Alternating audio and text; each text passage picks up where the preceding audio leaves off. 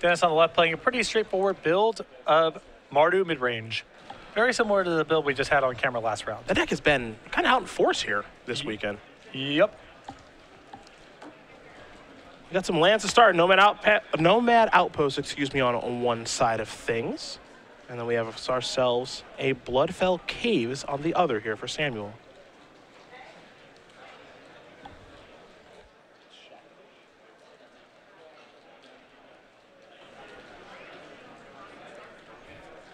And it looks like it is another Bloodfell Caves. So a slow start for both players here, but the action in this format really does start on turn number 3, it seems. It's part of the reason that decks like Boss Sly are able to find a home in the metagame, even though the power level of the cards is so low. Just getting out in front of decks, especially when you're into play, is a really powerful thing to be doing. Bloodstained Mire going to get sacrificed here. Shaknovich's going to search up a land. There's a swamp.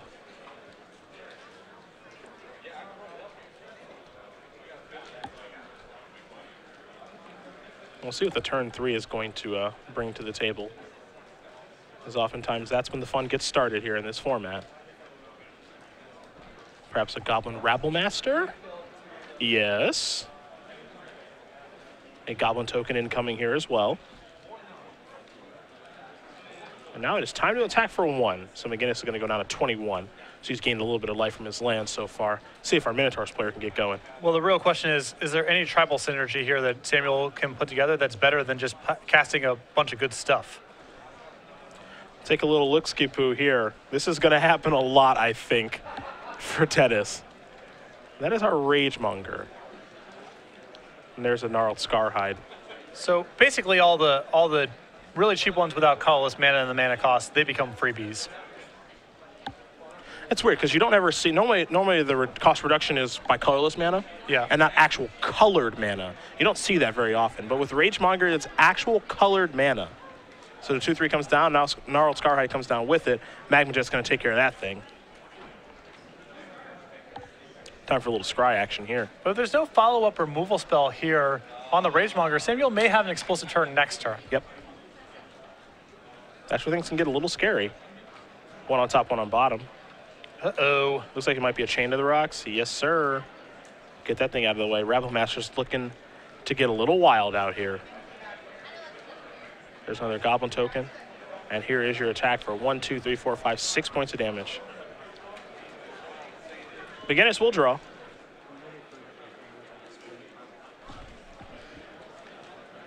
And there is a Bile-Blight going after the Goblin tokens.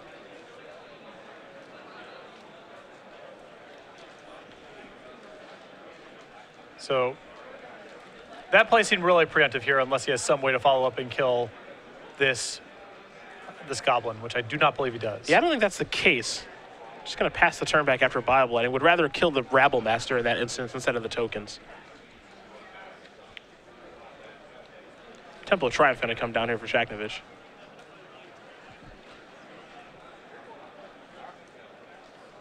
Yeah, it looks like he's going to leave that card on top. Looking to see some explosiveness out of the Minotaur deck. I guess we'll see some explosiveness from the Mardu mid-range deck, because now here comes all these goblins.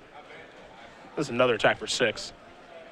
I know Goblin Rabblemaster hasn't really been the talk of the town recently. You know, Jeskai, you think a lot of Mantis Rider, and obviously we think of course, Siege Rhino, but Rabblemaster's no joke, man. It is not. And that's part of the reason it's hard to justify playing these tribal decks is the raw rate on a lot of the individual threats in the format is so excellent that it's not really worth going out of your way to get some tribal payouts. See, Lightning Strike will take care of Goblin Rabblemaster. Here's a Death Bellow Raider. I know this one well. 2 mana, 2/3 that always has to attack. It also gets to regenerate, thankfully. But that thing is furious. Bloodstained Mire the draw. And Dennis's hand is just loaded. Crackling Doom, Wingmate Rock. Some powerful cards, to be sure. Yep. Gonna search up a mountain here. Let's see what spell he opts to cast this turn. Crackling Doom would be a... put him down to 7, 2, 3, 4, 5. Not all the way lethal. You can also just attack with everything and cast a Wingmate Rock post-combat, Yeah, which seems fine, too. It seems like a pretty bad spot no matter what for McGinnis. Samuel can trade with the Rabblemaster or read a token, but you still have a lot left over. So there's your trigger. Here's your attack with just 3 Goblin tokens. One of them, of course, will bite the dust, as Death Bell Raider will block. Looks like we have a Wingmate Rock coming. Gonna take to the skies. Will Shaknovich at a very high life total. Yeah, it seems like a pretty tough game for McGinnis to win now. Minotaurs typically do not fly, so I imagine he does not have a great answer in his deck to Wingmate Rock. It's good use of the word typically. Appreciate that. We're not sure if Minotaurs fly, but we know they don't this game. Denis Shaknovich going to win game number 1 here over Samuel McGinnis. Marty mid-range up a game here over Red-Black Minotaurs. We're going to get a more explosive performance in the next game. Do you remember the last set that had a really big Minotaur tribal theme? Plane Shift. And then before that? No. It's Homelands. Yes, Homelands had a lot of Minotaur Matters cards. Didgeridoo, probably the most iconic one. There was a couple others as well. Go back through the Homeland spoiler. Didgeridoo? Yeah, just puts a Minotaur into play, I believe.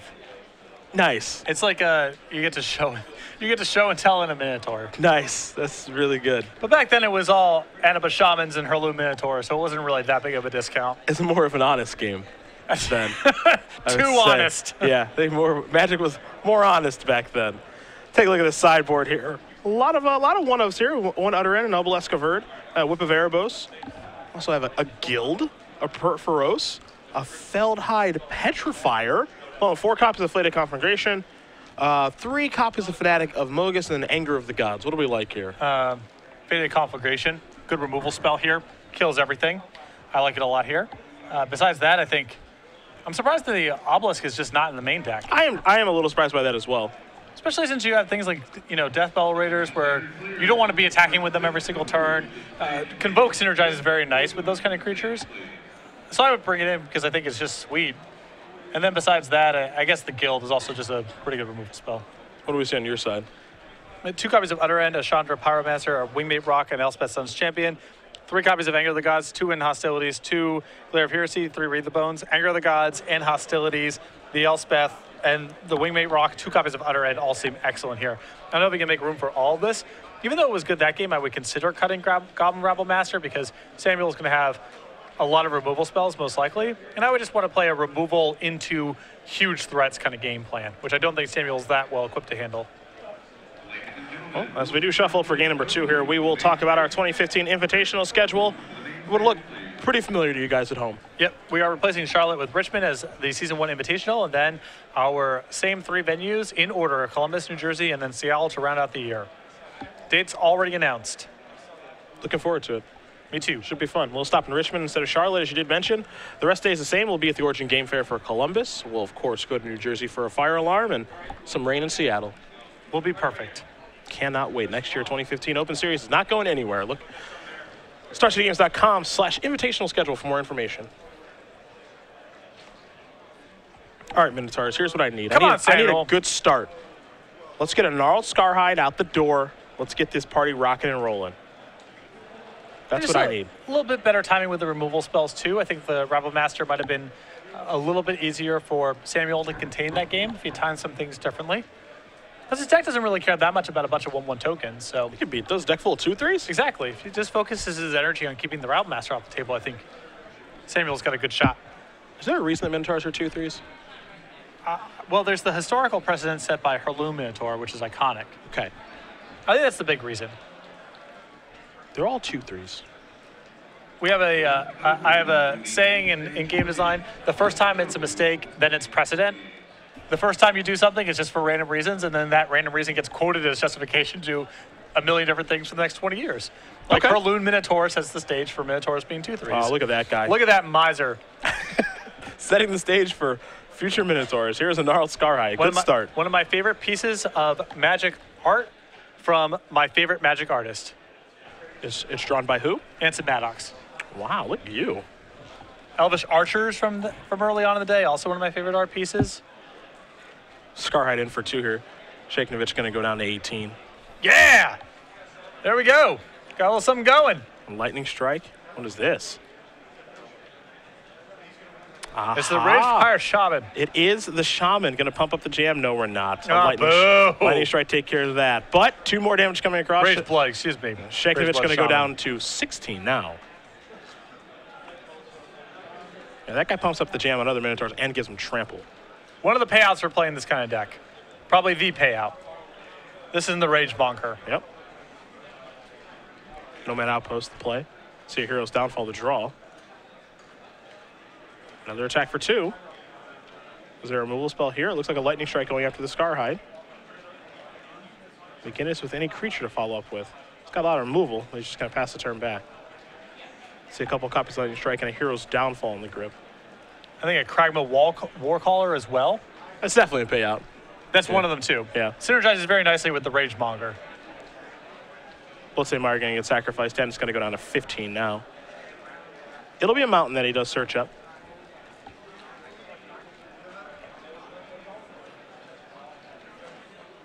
Let's see what the 4th turn holds here. Man, imagine if he's stacking a fetch land here, we're looking at either Sorin or Butcher of the Horde this turn. Some completely busted 4-mana spell is your prediction. Looks like it's only going to be 3 mana. Goblin Rabble Master, that's dead.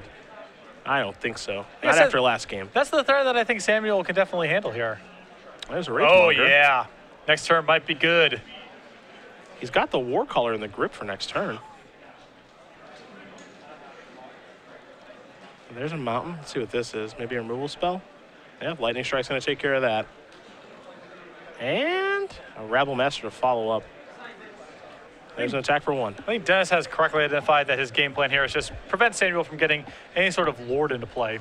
Yeah, don't let those things hang around. Lightning Strike going to take care of the Rabble Master. Pass the turn back. You saw Whip of Erebos was the draw for Samuel last turn. Battlefield Forge the draw here for Dennis. His hand right now has a Crackling Doom and a Butcher of the Horde in it. So there's the Forge. There's the attack for 1. Again, it's going to go down to 18. Yeah, I think it's time to bring the Butcher to the party. There that is. Funny, you think of the Butcher Horde as always having haste, but it's still just a good threat on its own. Yes. 5/4 flyer for 4 mana. Hard to go too wrong. There's the Rageblood Shaman. Shaknovich will draw a card. It's a copy of Nomad Outpost. Now, as bad as things going here, if Samuel can draw a Swamp next turn, he does have a Hero's Downfall. He can take care of the Butcher. Dennis is down to just a land in his hand. Yep. And then you're facing a 1/1 versus your hand of cards. That's a game that Samuel might be able to win. Big attack here for 6, though. Can't forget about the 2 from Crackling Doom as well. So already McGinnis is down to 10. He's got to draw that Swamp probably this turn. Some sort of Black Source to kill that Butcher of the Horde with the Hero's Downfall. Let's see what the draw is. It's a copy of, ooh, a little slow in the Bloodfell Caves. Yeah, I think that needed to be untapped here. Yeah, I don't think Samuel has a follow-up.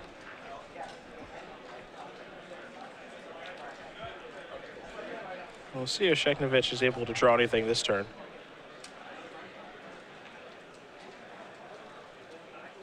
Tough to tell. Looks like we're getting life totals correct here. Both players having a brief discussion with our table spotter as well.